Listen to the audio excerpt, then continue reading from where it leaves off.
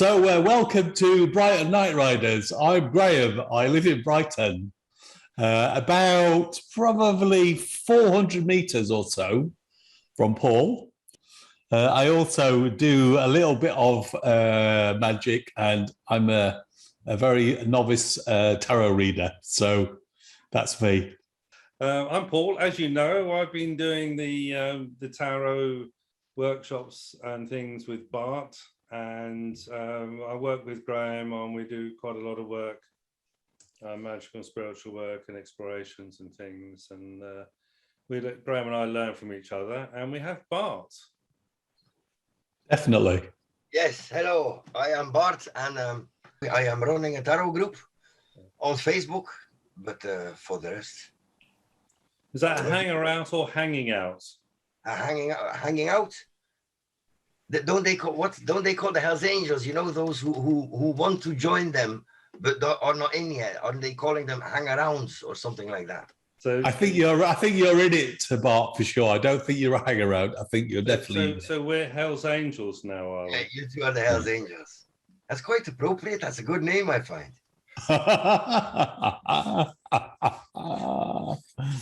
Brilliant. Yes, so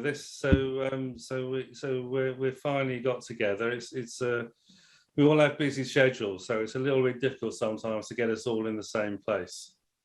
So tonight we're gonna have a few things to talk about this evening.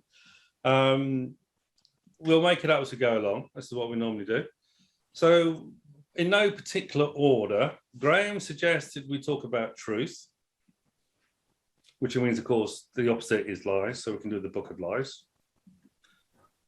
Bart wants to talk about, he's discovered he's a brilliant astrologer, and he's getting all of these astrological insights into his chart, and he wants to share them with us, and how he's helping him to smooth the rough edges, shall we say, in his life.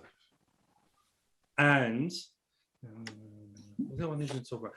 The abyss. We can talk about the abyss. Brilliant. Dart. It's not darts, because that's things you throw, 180. 180, definitely. Dart or dot.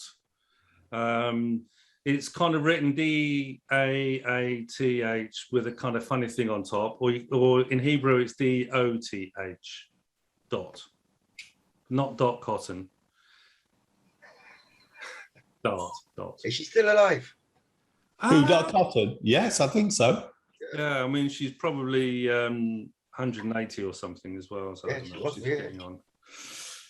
So I think Bart, we'll start with Bart this evening. What have you learned about astrology, Bart? Well, what have I learned? I am in school. I'm following a course, and the teacher, now this is actually funny, the teacher is a young man, and he's very talented with numbers, but really he's just got the gift. He's got the feeling for numbers, which means, of course, magic, astrology, tarot, he finds all that a load of BS. So, of course, I'm into all that. We're having a discussion now. Turns out, which is very interesting, his mother was a card reader. His mother was very much into it. So that explains already a bit why he's against all that. He's just still rebelling against his mom. But whatever. So all of a sudden he says to me, well, Bart, you know what? Why don't you make my horoscope, and we'll see, maybe you'll turn me into a believer. So me with my big mouth, yeah, all right. But I knew nothing about horoscopes. But I do. I know how to read a horoscope, but I don't know how to make it myself. So I started studying it this weekend. I started making first. Figuring out where to get the right birth chart and then what it means. And luckily I have this, it's a Dutch book. This is a very good book for starters. From Hejo Bonsoff. Oh, yeah. Yeah, it's a good one. And here you can look in everything separately. Each sign in each house, each planet in each sign. It's all nicely in there. So I figured out how to do it. And I made the man's horoscope, 29 pages or something. So I sent it to him. And then I had the totally dumb idea of reading my own birth chart. That was a bad idea. I should never have done that. Well, you know, when you grow up as a teenager, I don't know, you have to learn to live with yourself. There is parts of your life where you really hate yourself, and then you have to learn to love yourself a bit. But then I made my own horoscope, and turns out that all these bad characteristics, which I hated so much and been working so hard on to get rid of them, they're all in my horoscope. Now, I just read the book of Phyllis Seckler. I finished reading Phyllis Seckler's book, and in that book she says, like, when you have things you want to work on, usually you can work on, there's things about yourself that you don't like, you can work on it. Except when they're in your horoscope, then you just have to learn to live with it or work around them. But like, if they're in your horoscope, there's like not much you can do about them, she says. I'm not impressed with that. There's things in there that I really don't like about myself. So, and I thought they were gone. Turns out they're not, because they're in my horoscope. So, gentlemen, what's your advice? Don't do your own horoscope. That's my advice.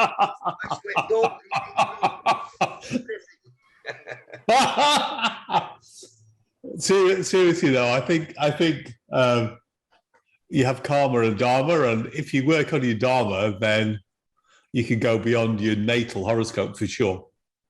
Yeah. So I would go to the other extreme, to the other polarity, and work on your dharma. 3 to 5,000. Do good works. Yes. Be like Mother Teresa. I'm not like Mother Teresa necessarily, but that's not. She's a hell's demon, not hell's angel. So I just happened to be reading the Bhagavad Gita. So what is it? Karma is the only thing that's not forever. Yes. You can become a common mechanic. Bhagavad Gita. Bhagavad Gita Chindit Tita, I think, isn't it? A little knowledge goes a long way. I studied Bhagavad Gita, Arjuna, Krishna, and the whole kind of stuff when I was doing transcendental meditation, because he did a translation of the first 6 chapters and he never did the rest. So yeah, no, I mean, the interesting thing is that states of consciousness is the vrittis, it's the chitta, it's the mind stuff that kind of goes on, that's generated by our actions and by our responses to things and everything else. And you can change those things by your attitude. I mean, in a lot of the readings I'm doing, you know, there's I saw a girl yesterday, and she was about 23, and she was just really just about holding it together. You know, she was just like, it's about to explode and sort of stuff. And she was really fighting herself. You know, you could see herself, you can see that. And, you know, it kind of turned out that she'd been given some bad news by doctors. That was that she's kind of sort of trying to say that they said she's going to die or something. You know, there's this treatment and she's going to die. So, you know, and then she eventually did she's trying to be a tough cookie, but, you know, the little tears started coming, stuff and things. But it's just really interesting, because you had to, you know, do a reading for her then where you're trying to promote a positive attitude to things. You know, doctors don't always get it right. And if they don't, they bury their mistakes. That's a joke. So it's just very interesting seeing her. And she actually sent me a message this afternoon, text message, saying how much she'd appreciate it, because it's the first time she had a reading with a kind of open mind, but she's pretty much about to explode. And, you know, hopefully she's taken something that's that can help change her life and have a better attitude to whatever she's dealing with. Because I didn't ask, actually. It was bad enough her being able to say that something is going on. You see. So we've all got to deal with stuff. I mean, you know, most people aren't that self-aware, and they just kind of. I mean, I've seen a lot in the last few days. I mean, several women I saw, and they were just their energies were all over the place. And there was this person and there's that person, and they're trying to do this, and this is going on, and this is happening, and they don't know what to do. And, you know, and she said, oh, and I have to go back to Hungary because my father died this year and I have to look after mother before she goes. You know, and it was just like, you know, and she's working in a nursing home in Worthing, and it's just, you know, so it's a pretty sort of thing. But I mean, it's really funny because eventually, because it's so much about everybody else and what she felt she had to do, and she was just completely lost. But towards the end, I said something about art, something. She said, yes, I'm an artist, I'm a singer, I'm a musician, I'm an actor. But you know, she was, oh, man, I'm working a care home. You know, and I said, well, yeah, as an artist, you don't care what people think, you just do what you like. And said, yeah, that's what I was when I was an artist. And so it's getting back. It's about getting back who you really are. And we forget that sometimes. I said, well, if someone says, what do you do? Don't say you're a bloody care assistant wiping arses. Say you're an artist. You know, you're working this job because, you know, everybody knows that artists having a crappy time at the moment. You know, it's very hard to get work and go on the stage and everything else. It's okay to say that, but you're an artist. You know, you just see her total body language change and become focused. And she was no longer sort of, she was looking straight at me, you know, and concentrating. And yes, I have to get back and do my art and things, and all this stuff that she was vaguely talking about, and other people. And I did a similar reading for a lady the other day, and it was all about helping. Like, she has to help other people and this and that and everything else. And actually, she was a very good massage therapist, and she'd given up working for other people and she started working for herself. And you know, and that's the thing you need to do, is focus on yourself and what you're doing. Never mind what character faults you think you have, because that doesn't mean other people necessarily see them anyway. It's not a good idea to point them out either, because then you're telling them stuff that they can fight on. So it's just, you know, if you are working on the things that are important to you, you know, for me, it's tarot and magic and spirituality and all these kind of things and stuff. Then life flows better, and you find out the idiots and you need to get rid of and all that sort of stuff as well. But you've got the core thing that keeps you going. So I mean, really, when you're looking at chart Bart, you should be actually looking at the planets and the signs that represent knowledge, which is usually the 9th house and whatever in the 9th house, with relationship to the ascendant.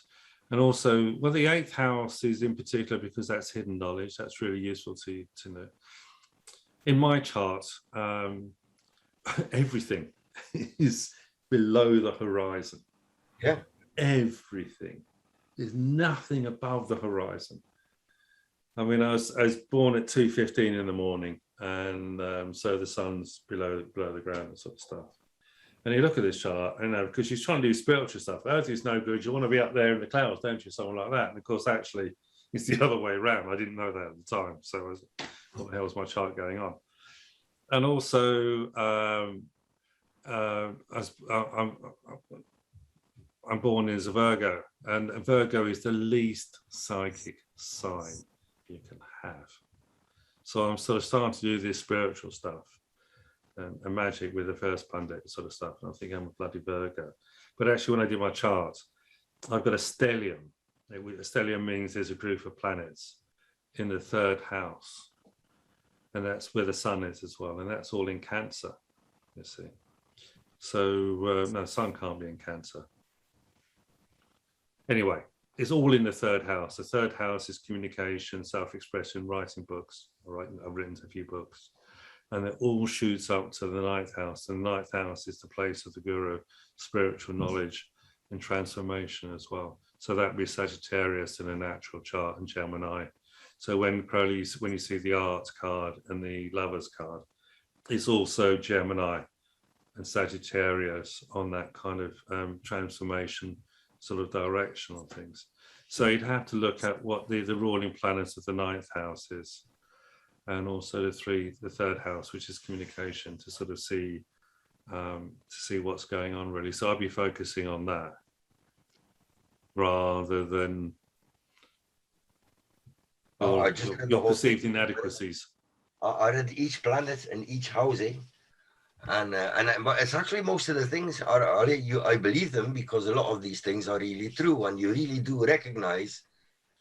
Like I'm Cancerian and I'm very much moon. One of the things they say about, and it comes back on and on in my horoscope, Cancerian moon works in phases, which actually makes me, any job I do, I don't perform consistently. I perform in phases. I hate that about myself, but it is true. For example, that's one of these things.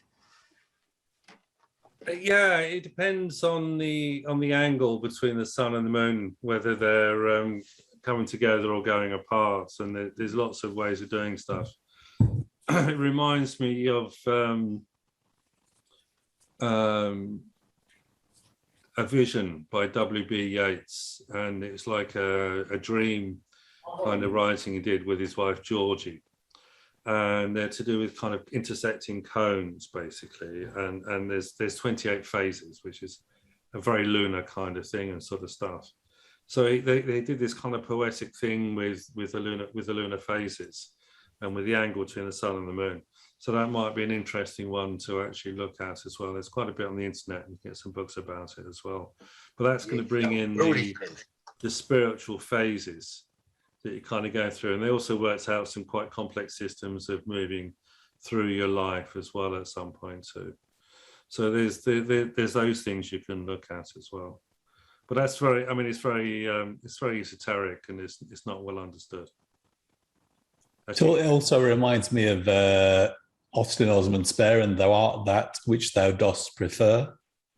Right. The seer, the seen, or the act of seeing. And it depends to some extent when you're looking at horoscope from what perspective you're looking. Yeah. So if you believe it's true, then it probably will be plus or minus 2. But if you believe it can be transcended, then you can transcend it. So I always believe things can be transcended. I don't believe in, it's a limitation that can be transcended. You don't want to be a horoscope. You want to be... No, totally, because it's a limitation. It's like, oh, I can only be what I was born into, which I don't believe. So, but that's just my belief. Yeah, I mean, it's just keeping an open mind. I have the attitude, if you can't prove it wrong, it might be true. Yeah. So just sound to prove it wrong, and that's easy. So, it's a bit short-sighted to then just dismiss it without. No. I wasn't suggesting to dismiss it. I was just suggesting transcend it. So accept it is what it is, and then go beyond it. That's how I tend to look on life. Yeah. So I'm a Gemini, but I've always managed not to communicate. So it must be possible to transcend your astrology. You have to transcend your astrology. Because I mean, in part, the other thing is that the astrology we have now is the Western astrology. It wasn't the Ptolemaic astrology that all the ancient manuscripts were written according to Ptolemy. He was the go-to man for astrology for 2,000 years until they discovered Copernicus discovered that the sun was at the center. Yeah. And that changed the whole dynamics of the horoscopes anyway. Yeah. Plus, we use the vernal horoscopes. So 0 degree starts at the ingress of the sun into on the 21st of March, basically on the equinox, on the spring equinox, and that varies every year. It's exactly time that is and things, but it's like a reset every year, basically, with Western astrology. Yeah. But the thing is that there's a 22 degrees mismatch between that and sidereal astrology. So where the planets, the zodiac signs behind the planets are 23 degrees off, and so actually, if you say you're a Virgo, you're actually quite likely to be more of a Leo than anything else. Yeah. So really, there's in the OTO when they're doing charts, you'll often find No, they do a Crowley's horoscope. They'll do one for the traditional Western one, and they'll also do one for sidereal astrology next to it. Yeah. And the thing is, the planets are exactly the same place in both charts relative to the horizon. Yeah. What's moved 23 degrees? It's called the Iron Amsha, basically. Yeah. The Indian astrology uses the sidereal astrology to do things. Yeah. But the thing about Indian astrology is that it's very much event-based, and it's very karmic, and so they have all these different yogas, different patterns between the planets and the signs and everything else, and it's very formulaic.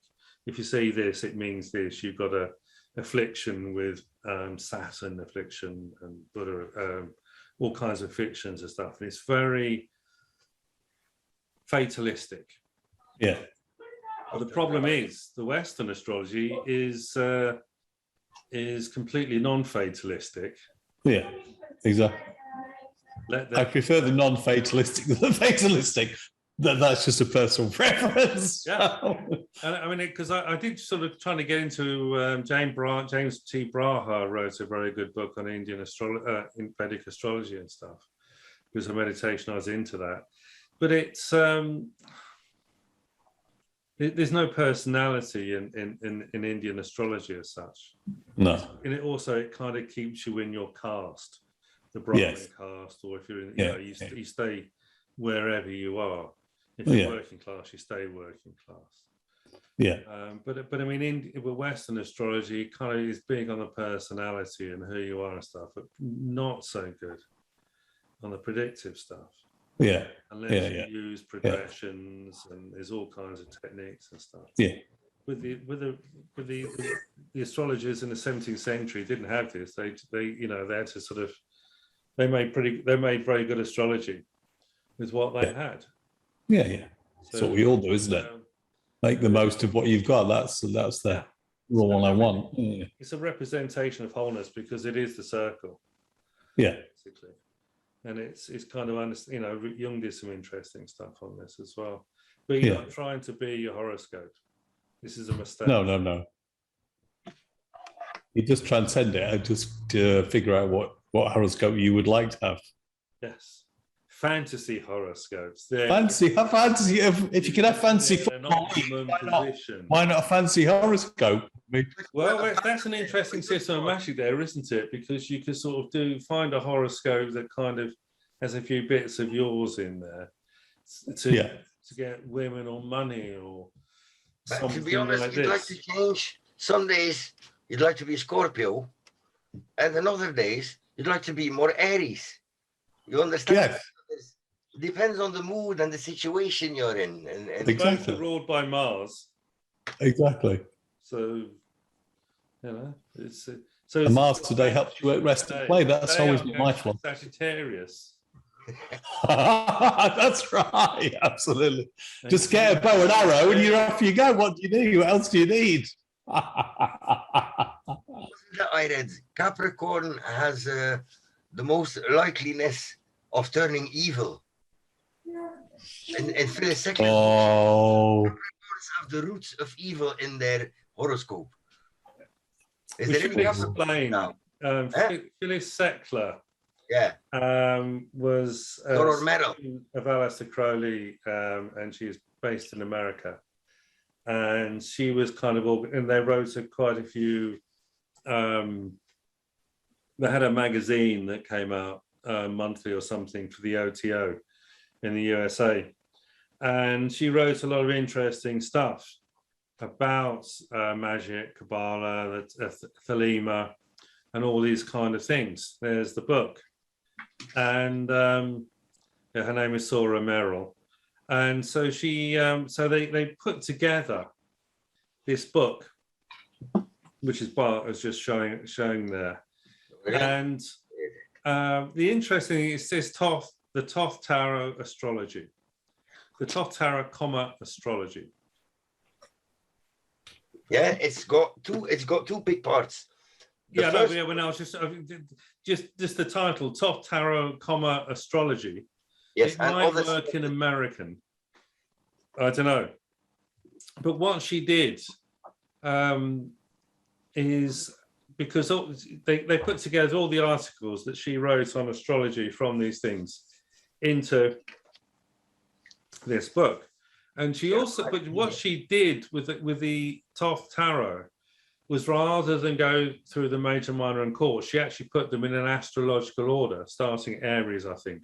Did she? I can't remember. Yes, she's just running down the horoscope the whole year.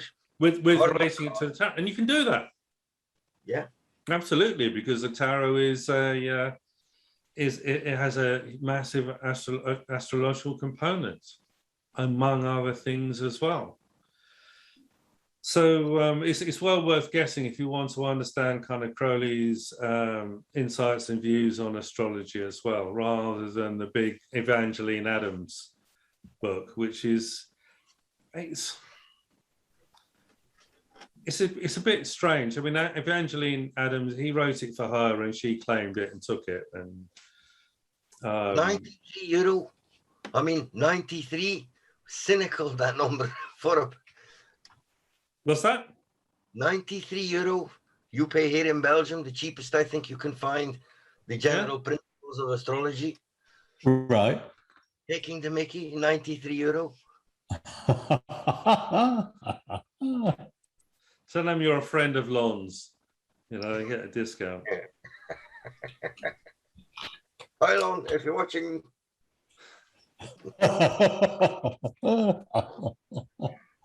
So, you know, this is astrology is a big part of tarot. You know, and you know, if you have the Rider-Waite deck, of course, he hides the astrological attributions. So most students of Rider-Waite deck don't know the astrology at all, which is a crazy situation, because how are you supposed to make predictions if you don't know the basics of those things anyway? Why would you like the Rider-Waite deck? Lots of people do, Bart. I know, but I don't. Traditional. It's traditional. No, Marseille is traditional. Yeah, but we're not doing that one either. It's not so traditional here, I don't think. It's French, and we've left Europe, so we don't have to. Brexit has killed that off. We don't have to study papers. We don't have to study. Yeah, which here I've got it, because you were so kind to leave Europe. I've had to pay €30 import taxes to get this book. Oh, terrible! That is terrible. Pretty book, Bart. You treasure it. Where is it? You know which one that is? Something about death, the shadow of death. It's something, yeah. By Gilles de Laval. You know that book? I don't know it. Gilles de Leon? Gilles de Laval, yeah. That one, yeah, that guy, yes. So, yeah. Yes, bloody hell. That's something extra I've got to put in the research, Graham. It doesn't exist. Yeah. Is it good? Friends. I've got a camera on my phone. Is it good? The first few pages, oh yes, it's good. Eh? Is it in English? Yes, it's in English. Oh, cool. And it's you need the torch to read it. It's so dark.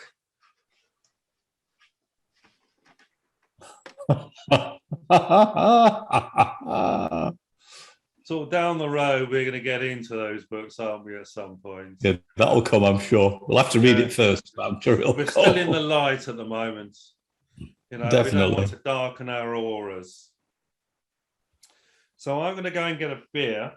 So who's got any other points of order and comments about things so far? Well, I think you're going to say who's got alcohol. Oh, I'm disappointed.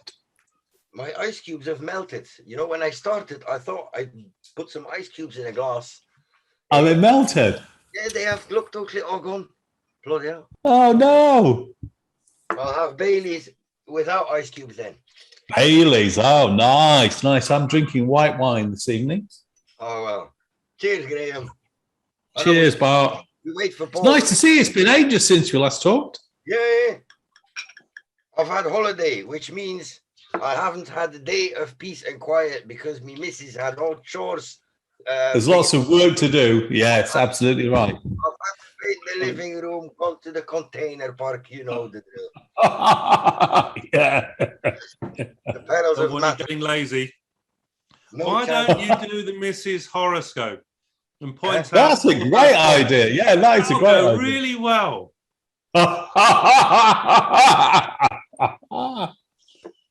You know, there's marriage guidance counselors, and then there's the other kind. Do it for your birthday. Anyway, gentlemen. Cheers. Good health. Yes, good. Bloody hell. Graham, you got a real chalice in there, you. Yeah, it is a chalice, definitely. Cheers, eh? It's a challenging chalice. It's a white wine, isn't it? Hmm. We're sponsored by the Co-op. Oh, this is sponsored by Pecorino Parid D'Angelo. Oh. That's told us.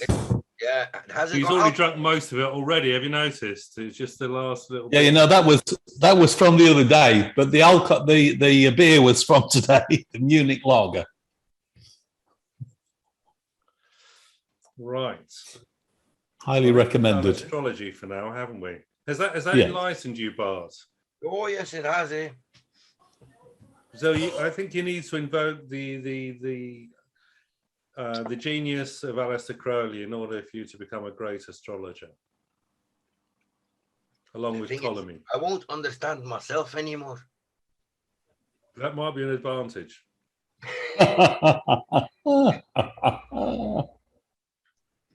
You can tell. Was Aleister Crowley a genius astrologer? That's the question. Was Yeah, a I genius at everything. I Eh? think he was. Interesting. There's some interest. I mean, he actually knew a lot about electional astrology.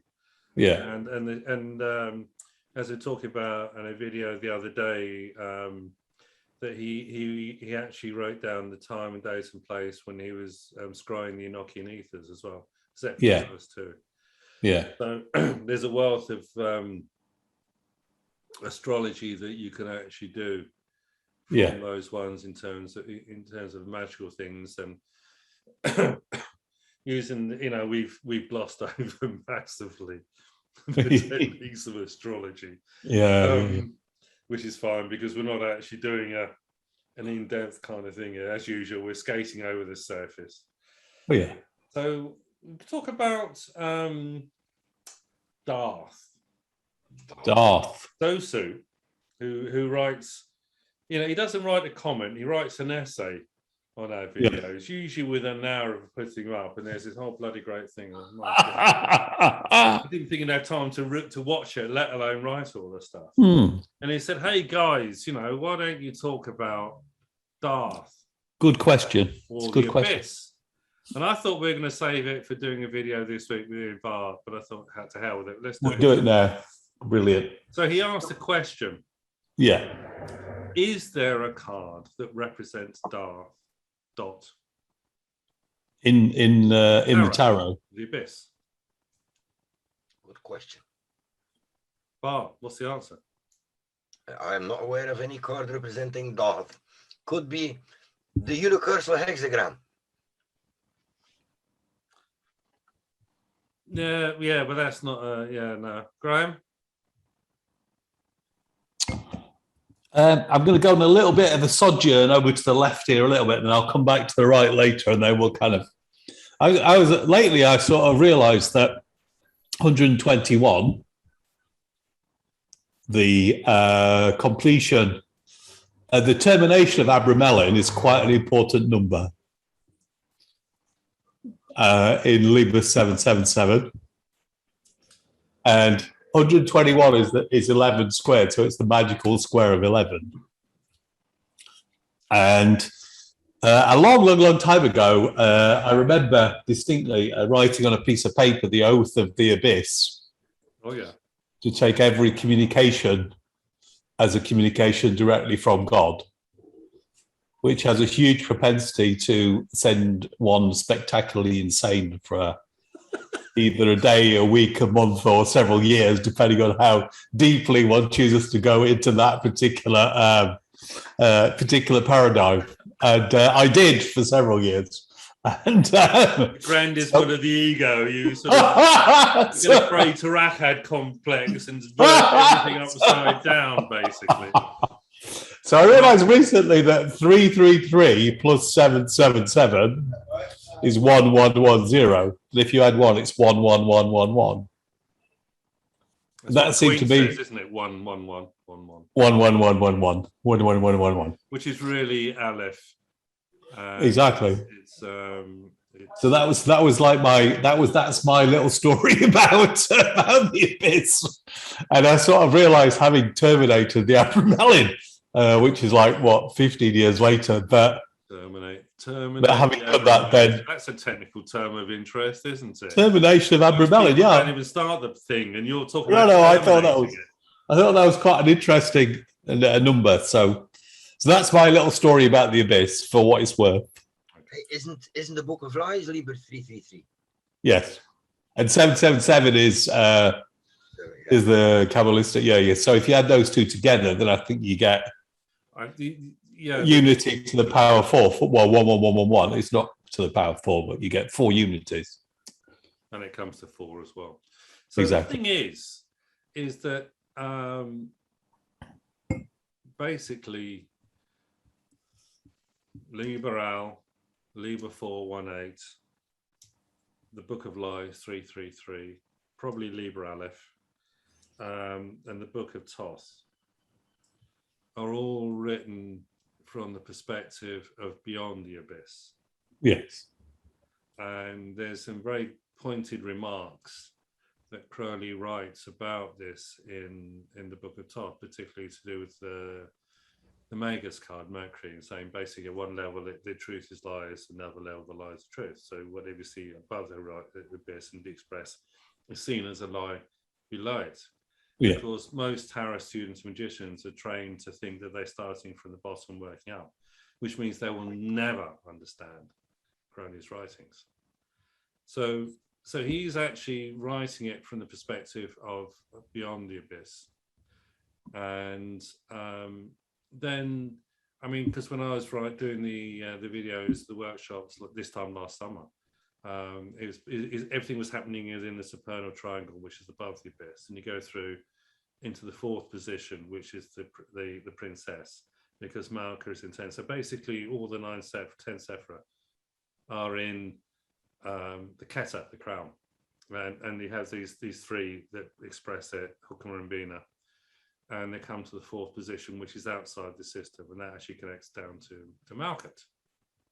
So I've been banging on about this stuff for God knows how long, and because it's important, and that's the way to understand Crowley's writings.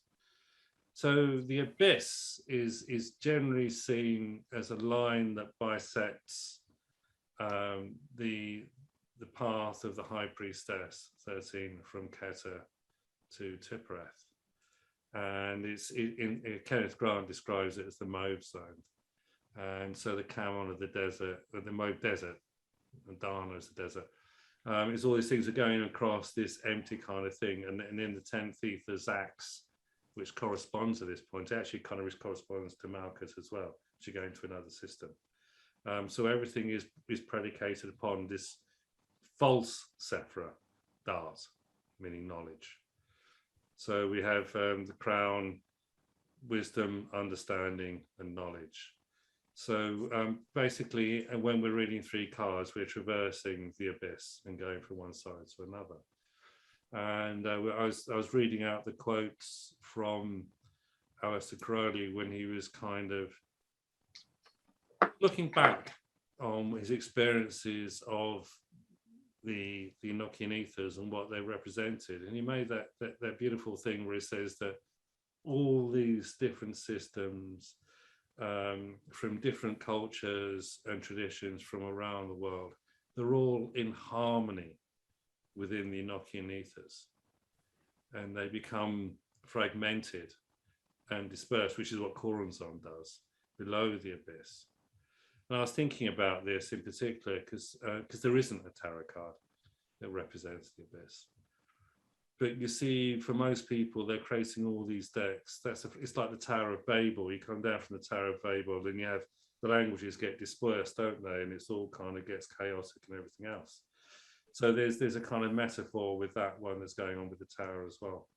But it's really everything above the abyss is harmonious and it works together, and below the abyss it's fractured and fragmented, and we see that in all the various different tarot decks that exist, and there's created a daily basis. There's a new one published for God knows what else. So, but also I think Crowley also makes the point that, you know, you have to see tarot as T-A-R-O and not T-A-R-O-T. Because there's that, I always thought it was a trite phrase, tarot rota, tora eta. The wheel of the tarot turns, it's Hathor, isn't it, the goddess. But it's actually a really powerful system of magic that he's actually describing there. And that's why he talks about the wheel and the woa, which is the 78th chapter of the Book of Lies in there. So it is all really about the whole of the tarot. The abyss, we try and see the abyss as a holistic whole.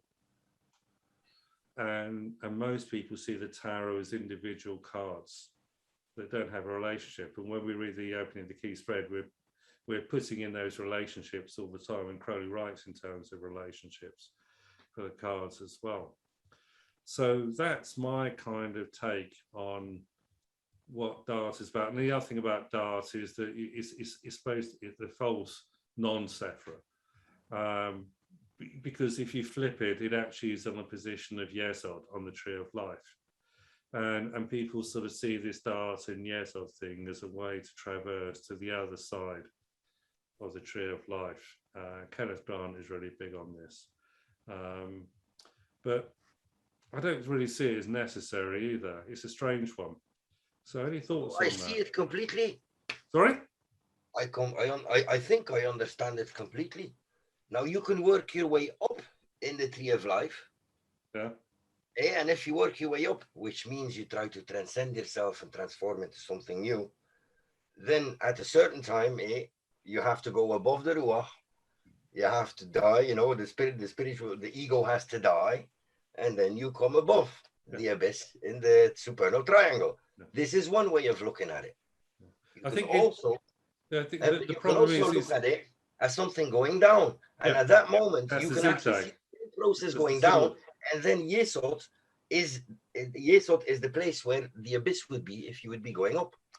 Yeah, which is how Freya had completely turned it upside down and wrote to Crowley about it. Crowley wasn't very impressed. No. I think the thing is, it's because Ruach is a function of the mind. The mind is terrified of dying, that you will lose yourself. But actually, you have to kind of you have to be strong enough, the awareness enough to put the Ruach and the mind in its place, and then you can use that as a vehicle to travel around. So, you know, we're seeing this thing as a 3-card reading is essentially traversing the abyss every time. And of course, what you say to a client isn't necessarily what the client understands. It's completely different. But that's always the case with communication. You know, it's like Chinese whispers. You know, you sort of send the thing around and it comes back and send through. You know, I had a very deep insight into the abyss yesterday, arguing with a bus driver. Sorry? I had a very deep insight into the abyss yesterday, arguing with a bus driver. What was that? He assured me that I'd arrived, or as with my partner Wendy, that we'd arrived late for the bus, and I assured him that we were on time. And with this, and then he accused me of lying, and I accused him of lying. And then he looked at the ticket, and then he phoned the bus depot to prove that the bus had left 5 minutes late. And then he rang and he said the 11 bus went at 11:25. And I said the bus was at 11:50. And he said the 11:20 bus left at 11:25. I said, yeah, the bus was at 11:50. And then when we checked, the time on the ticket was 11:50, but the actual time of the bus was 11:20. So we spent half an hour nearly coming to blows over two completely different models of the world. In his model of the world, The bus was 11:20. In my model of the world, it was 11:50. And that made me realise there is no absolute truth. That it's all relative to the bus timetable, the bus driver, and the passenger. Yeah, I mean, this is the whole thing that we, about talking about horoscopes and all these things. And the tarot reading is another way of viewing your world. Yes. But you need someone else to look at that view and say what those things are, rather than you trying to interpret yourself, because you can't interpret it yourself. And the cards come out, and there's a tower, and there's a death, and there's a devil.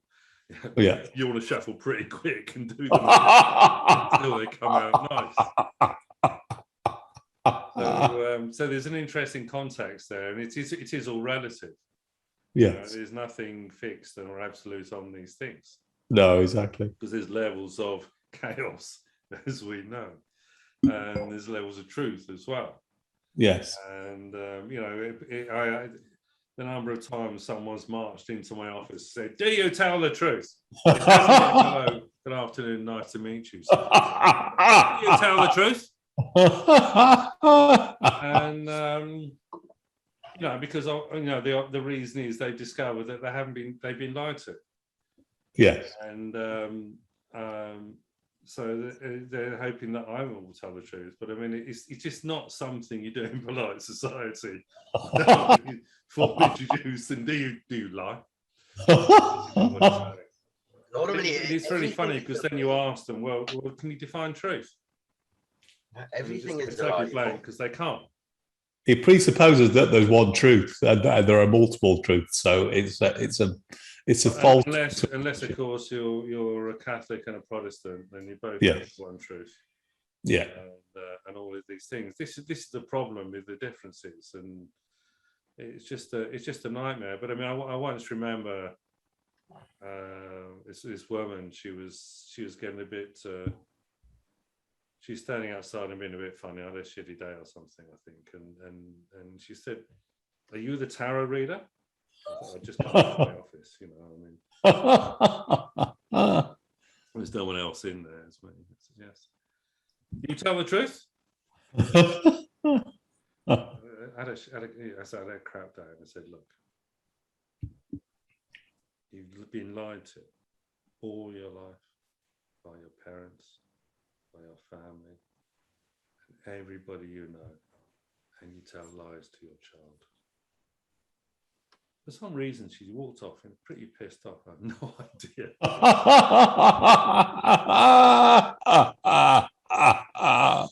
I mean, it's like to say, "Well, do you tell bad news?" I say, "Well, define bad news." People don't actually mostly want to know the truth, though. They want to know what they want to hear, So then you have to work out what their truth is. Exactly. And then you also have to subvert their truth and take it to somewhere. Absolutely. Like talking about the people, who are all over the place because they're listening to other people's truth, and they thought by understanding these other people, they would understand themselves. I said, "Look, these people, they're lost, confused, don't think, haven't got a clue. How the hell are you supposed to find who you are by following them?" Exactly. You've got to follow your inner thing, which is, this comes back to this Cartesian stuff and what do you call it? Phenomenology, Husserl. The external reality. Tarot readers look at the external cards to define the internal reality of someone, when the cards were made by someone who died 30 years before this person was born. And how the hell is that supposed to mean anything? But it's supposed to, because you look at the pictures and the signs and it tells you. No, it doesn't, because you're just lost. You actually have to have an inner experience. So it's the inner experience of your horoscope to create something. You're generating something that you can move and change then, because it's at this moment, this is Paul, he thinks this, he does this. I've said to you, my views change constantly on stuff. Graham will tell you this. I have this idea, but half an hour later it's turned into something else. And sometimes you often go back to the first thing we thought of as well too, but that's another story. So you've got to, this thing is it's a pursuit of truth. And then which is never ending. And it never ends. And truth. Exactly. That goes within all of this as well. And that's what makes it fun and interesting, because you're not dealing with a fixed, it's not really the bullseye. It's going to be whatever it is at the moment. Add this truth. I said, my truth is, I like this, don't like that, not sure about this, definitely want that. 5 minutes later, they could all be in different. It changes. It changes. But you got to be clear that that's what you go for. And if the circumstances change, then you change. You get extra information, you plug it into the system, and then you do what ifs and extrapolate and see what that changes other things. You think, well, that's really interesting. That changes those things. That actually makes sense. Yeah. Except I couldn't actually say what it was. Not making sense. No. It made sense at least for a few seconds. Yeah. And Graham was sitting there. Yeah. I think you're right there, Paul. You're gonna say something, Bart? Yeah, you're explaining like, well, my wife's a redhead, so I'm into redheads. I sit in a pub, and all of a sudden, I can be into blondes. Definitely, and then brunettes. It depends, eh? Depends, and then first. And then basically any woman. That depends which ones are in your presence. Yes. Smiled and vaguely smiled in your direction. Yes. Cheers. Yes. I mean, because cheers. I mean, a lot of the people that we like are ones we feel have similar political and religious views to us. And that's how Facebook works, basically, isn't it? It's you finding commonality in your views. And that's how you generate racism and fascism and all of these things, because it's... Miguel de Molino says getting to know people is disliking people. It's always best to keep a healthy distance. Yes. Don't meet your heroes, If you get to know someone better and better and better and better, at some point, you are likely to find something that you really don't like, or that really doesn't mix with you. Yeah. Of course, that thing is something that you have within yourself. It's projection usually. You projected it outwards onto the other person. Yes, so but whenever someone criticizes you, so the best place to look for truth is in someone who you disagree with rather than someone who you agree with. Yes, but I have my theory on that though, because take jealousy. Now, when you grow up, when you're young, we've all been jealous at some point. I'm 48 now. I've been married. I've been with my wife for 20 years. I'm beyond jealousy. I know I'm all right. She can go out on her own. I'm pretty confident. But because I've experienced it myself when I was younger, I still have the feeling for it. You go out sometimes and you start chatting with a couple sitting next to you, and you feel it when the guy gets jealous because you've been there in the past. But that doesn't mean, Ali, I'm beyond that now at the age I have now. But because I've been at that age in this situation, the man is, I still have like this, I feel it. I still have the senses for it. And then if I would say this to my wife, the guy was getting jealous. Don't be silly, he wasn't. No. I could feel it. He was getting jealous. You understand? It's not because you project that it necessarily still applies to you. But also you can bring that out in people as well. It's to bring out their... That's when you have... part of the job, the spiritual work is the samskaras, that's what they're called, isn't it? Is to bring out these latent things. Patanjali writes a lot about that, with bringing out the latent karma to release it, which is why you go through hell for years on this path, basically. I call it soul mirror, but it's the same thing. So you kind of evoke feelings in other people that they didn't know they had. Yeah. And then you have to deal with them, which is kind of interesting. Oh, right. Okay. Where did that come from? I don't know. Okay. Wasn't me.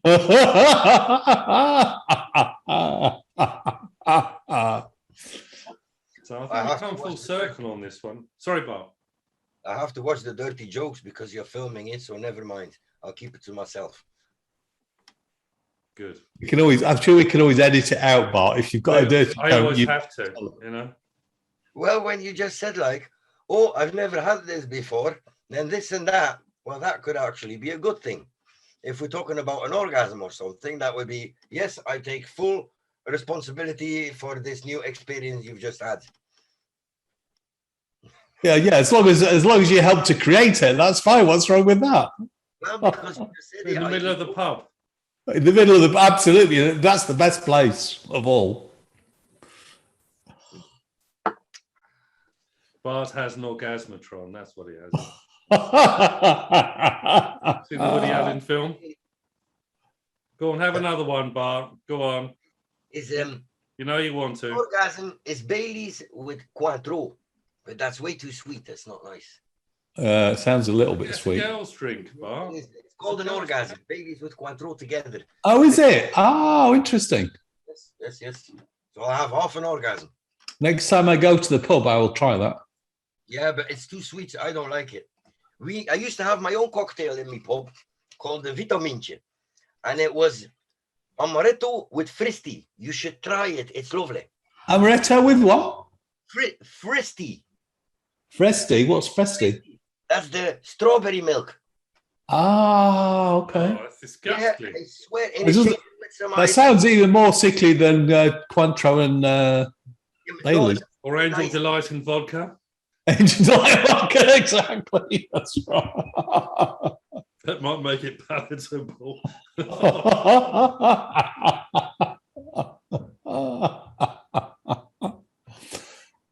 So I think there we are. So we're just going to say we've come full circle, so that means we've squared the circle. Our work is done. The Our work quadrant is of the done. circle. In ways that we had no idea was going It's going to happen. literally started with vague idea, truth, Dart, and Bart started talking about astrology. Astrology. So save it. We'll do that.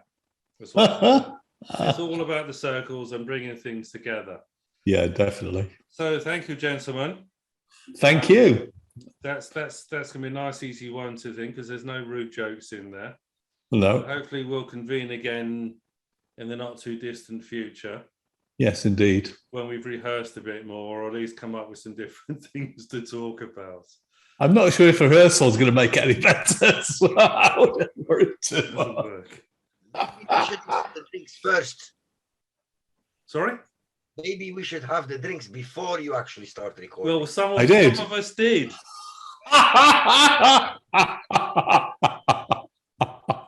Purely by accident. It wasn't a deliberate thing. It was purely. Subconsciously, you wanted to get Right. wasted, so you say, Paul, I'm too pissed to do the No, video. I didn't. That's what it was. No, Penny sent me a WhatsApp saying, "Do you want to go to the pub?" I said, "Yeah, sure. Let's meet at 4." Skull. Здоровье.